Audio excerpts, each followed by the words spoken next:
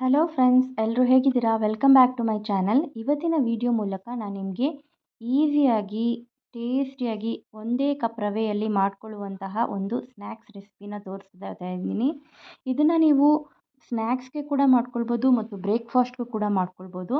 ತುಂಬ ಈಸಿಯಾಗಿ ಮಾಡ್ಕೊಳ್ಳುವಂತಹ ರೆಸಿಪಿ, ತುಂಬ ಚೆನ್ನಾಗಿ ಬರುತ್ತೆ ಮತ್ತು ಕೇವಲ ಯಾವುದೇ ರೀತಿಯಂತಹ ಕಷ್ಟವೂ ಇರೋದಿಲ್ಲ ಇದನ್ನು ಮಾಡೋದಕ್ಕೆ. ಮೊದಲಿಗೆ ನನ್ನ ಚಾನಲ್ನ ನೋಡ್ತಾ ಇರೋರು ಪ್ಲೀಸ್ ಸಬ್ಸ್ಕ್ರೈಬ್ ಮಾಡಿಕೊಂಡು ನೋಡಿ. ಈ ರೆಸಿಪಿ ಇಷ್ಟ ಆಗಿದ್ರೆ ಲೈಕ್ ಮಾಡಿ, ಶೇರ್ ಮಾಡಿ. ಮೊದಲಿಗೆ ನಾನಿಲ್ಲಿ ಒಂದು ಪಾತ್ರೆಗೆ ಇಲ್ಲಿ ನೀರನ್ನು ಹಾಕ್ಕೊಳ್ತಾ ಇದ್ದೀನಿ.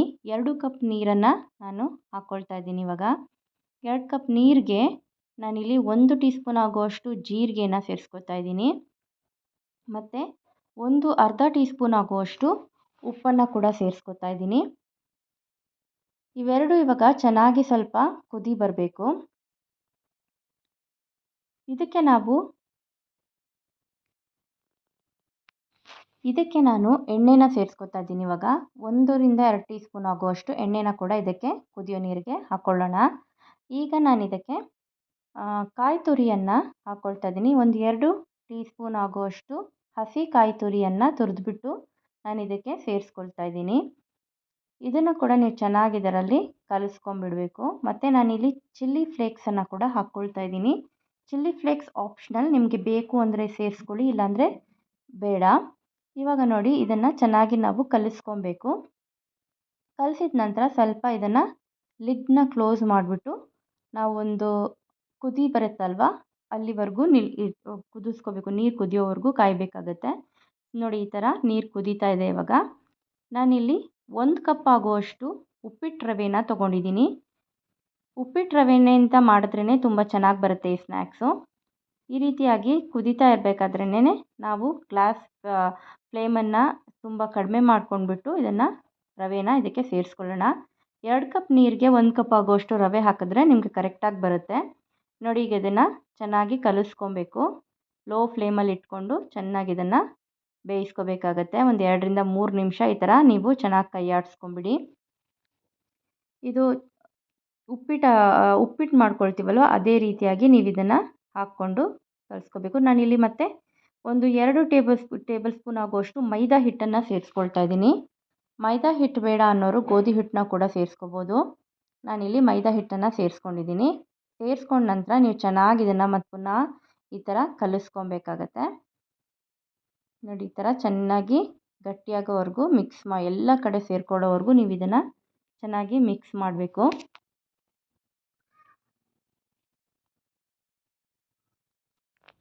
ನೋಡಿ, ಇವಾಗ ಇದು ಚೆನ್ನಾಗಿ ಮಿಕ್ಸ್ ಆಗಿದೆ. ಈಗ 3 ನಿಮಿಷ ಇದನ್ನು ಲಿಡ್ನ ಕ್ಲೋಸ್ ಮಾಡಿಬಿಟ್ಟು ಚೆನ್ನಾಗಿ ಬೇಯಿಸ್ಕೊಳ್ಳೋಣ. ಲೋ ಫ್ಲೇಮಲ್ಲಿ ಇಟ್ಕೊಂಡ್ರೆ ಚೆನ್ನಾಗಿ ಅದು ರವೆ ಎಲ್ಲ ಸ್ವಲ್ಪ ಇಂಗಿ ಚೆನ್ನಾಗಿ ಕೂಡ್ಕೊಳ್ಳುತ್ತೆ. ನಾನು 2 ರಿಂದ 3 ನಿಮಿಷ ಇದನ್ನು ಬೇಯಿಸ್ಕೊತಾ ಇದ್ದೀನಿ. ತುಂಬ ಈಸಿಯಾಗಿ ಮಾಡ್ಕೋಬೋದು ಫ್ರೆಂಡ್ಸ್. ಈ ರೆಸಿಪಿನ ತುಂಬ ಇಷ್ಟಪಟ್ಟು ಕೂಡ ತಿಂತಾರೆ ಮಕ್ಕಳು ಕೂಡ. ಈಸಿಯಾಗಿ ಮಾಡ್ಕೊಳ್ಳುವಂಥ ಸ್ನ್ಯಾಕ್ಸ್ ಕೂಡ ಇದು. ಇವಾಗ ಇದು ಚೆನ್ನಾಗಿ ಬೆಂದಿದೆ. ಇವಾಗ ಲಿಡ್ ಓಪನ್ ಮಾಡ್ಕೊಳ್ಳೋಣ ಮತ್ತು ಇದನ್ನ ಸ್ವಲ್ಪ ತಣ್ಣಗಾಗೋವರೆಗೂ ಕಾಯಬೇಕಾಗತ್ತೆ.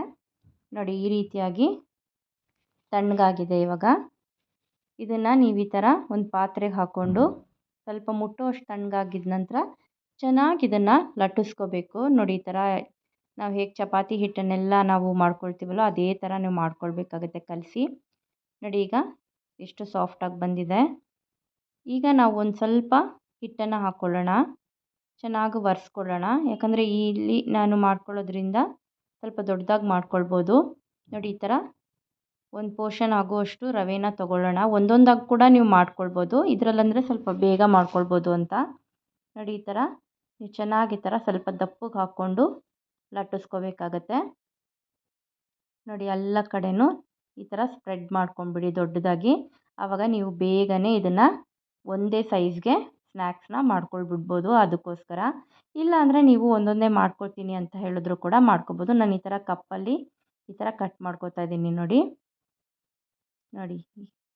ಈ ಥರ ಕಟ್ ಮಾಡ್ಕೊಳ್ಬೇಕು. ಮತ್ತು ಸೈಡಲ್ಲಿ ಇರೋದೆಲ್ಲ ತೆಗೆದಿಟ್ಬಿಟ್ಟು ಸರ್ಕಲ್ ಆಗಿ ಬಂದಿರೋದನ್ನ ಮಾತ್ರ ತೆಗೆದಿಟ್ಕೊಳ್ಬೇಕಾಗತ್ತೆ. ಸ್ವಲ್ಪ ತಿಕ್ಕಾಗಿ ಮಾಡ್ಕೊಳ್ಳಿ, ಚೆನ್ನಾಗಿರುತ್ತೆ. ನೋಡಿ, ಈ ಥರ ತಿಕ್ಕಾಗಿರಬೇಕು. ಈಗ ಎಣ್ಣೆ ಕೂಡ ನಾನು ಕಾಯೋದಕ್ಕೆ ಇಟ್ಕೊಂಡಿದ್ದೀನಿ. ಎಣ್ಣೆ ಚೆನ್ನಾಗಿ ಕಾದಿದೆ. ಕಾದಿರೋ ಎಣ್ಣೆಗೆ ನೀವು ಇದನ್ನು ಸೇರಿಸ್ಕೋಬೇಕು. ತುಂಬ ಚೆನ್ನಾಗಿ ಬರುತ್ತೆ, ತಿನ್ನೋಕ್ಕೂ ಕೂಡ ತುಂಬ ಟೇಸ್ಟಿಯಾಗಿರುತ್ತೆ ಇದು ರೆಸಿಪಿ. ಇದನ್ನು ನೀವು ಒಂದು 2 ನಿಮಿಷಗಳ ಕಾಲ ಇದನ್ನು ಬೇಯಿಸ್ಕೋಬೇಕಾಗತ್ತೆ.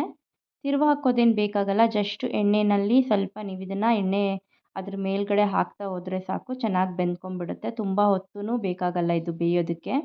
ಒಂದು 2ರಿಂದ 3 ನಿಮಿಷದಲ್ಲಿ ಆಗುವಂತಹ ರೆಸಿಪಿ ಇದು. ನೋಡಿ ಯಾವ ರೀತಿಯಾಗಿ ರೆಡಿಯಾಗಿದೆ ಅಂತ. ನೋಡಿ ಈ ಥರ ಸ್ನ್ಯಾಕ್ಸು ನಿಮಗೆ ಟೇಸ್ಟಿಯಾಗಿರೋ ಸ್ನ್ಯಾಕ್ಸು ಬೇಗನೆ ರೆಡಿಯಾಗುತ್ತೆ. Thank you for watching my video.